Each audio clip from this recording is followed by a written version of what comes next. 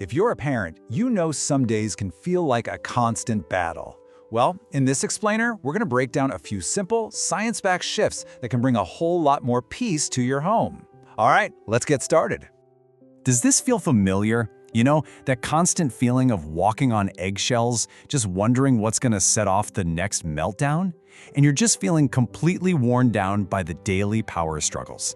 You are definitely not alone in this. But what if I told you that things could get dramatically better and fast? Research has actually found that when parents switch to a connection-first approach, they can see huge behavioral improvements in their kids in as little as 14 days. That's right, just 2 weeks. It is so important to remember this. If you're feeling overwhelmed or frustrated, you are not failing as a parent.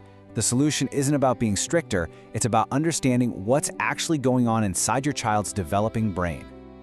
Okay, so first, let's just acknowledge the reality that so many of us live in. We get stuck in this cycle that just doesn't seem to work no matter how hard we try. Timeouts, sticker charts, taking away privileges. Sound familiar?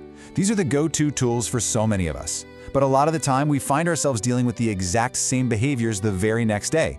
They're often just temporary fixes that don't actually get to the root of the problem. And that root cause, well, that brings us to the real game changer. This is the aha moment where everything starts to make a lot more sense. And it is all about the brain. I want you to let this one really sink in.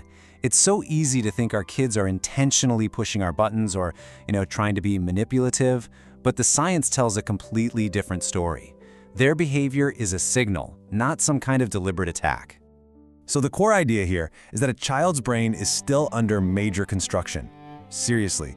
The part that handles logic, impulse control, and thinking about consequences, it isn't fully developed yet. So when they have a meltdown, they aren't choosing to be difficult. Their brain is literally overwhelmed. Their behavior is just communicating an unmet need, or a skill they just haven't developed yet. This simple change in how we frame it is the core of the whole shift. We move from a battle of wills to a position of support.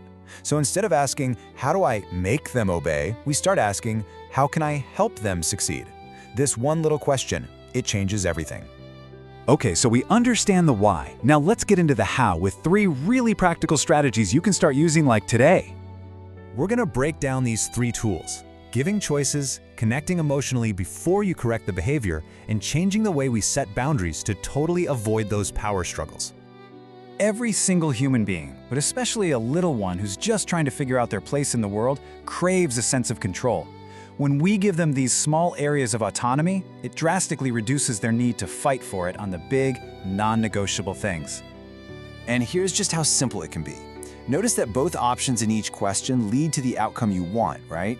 You're not asking if they'll brush their teeth. You're giving them control over how it happens. This small sense of power is absolutely huge for a child. And honestly, it often leads to some surprising cooperation.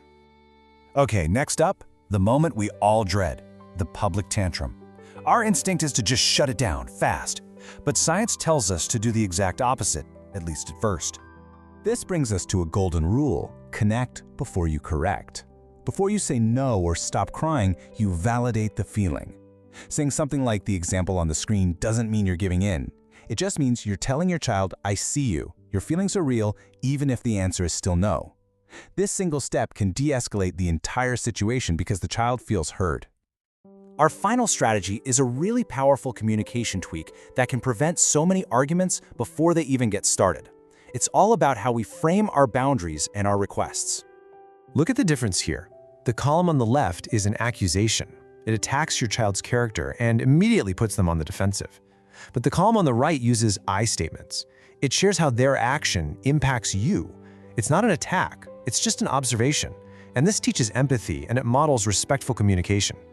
So you've got these new tools, but how do you actually integrate them without feeling totally overwhelmed? The key is that it's about small, intentional moments, not some total parenting overhaul. You don't need to block out huge chunks of time for quality time. The most powerful connections are built in small, consistent deposits into your child's emotional bank account. And there's one habit that does this better than anything else. And that simple habit comes down to this number 5. Just 5 minutes. Research shows that 5 minutes of focused, child-led attention each day can act like preventative medicine for behavioral problems. It fills up their connection tank, so they're way less likely to act out for attention later on. And here's how to do it right. This isn't the time to teach or quiz them. It's time to just be with them on their terms. Put the phone down, get on the floor with them, and let them lead. You can narrate what they're doing, join their game, just be a quiet, engaged observer. It is so much more powerful than you can imagine. Seeing all of this, I know it can feel like a lot. So please, don't try to do it all at once. The key here is consistency, not perfection. Pick just one of these ideas, maybe offering choices or the 5-minute rule, and just commit to trying it for 1 week. That's it. See what happens.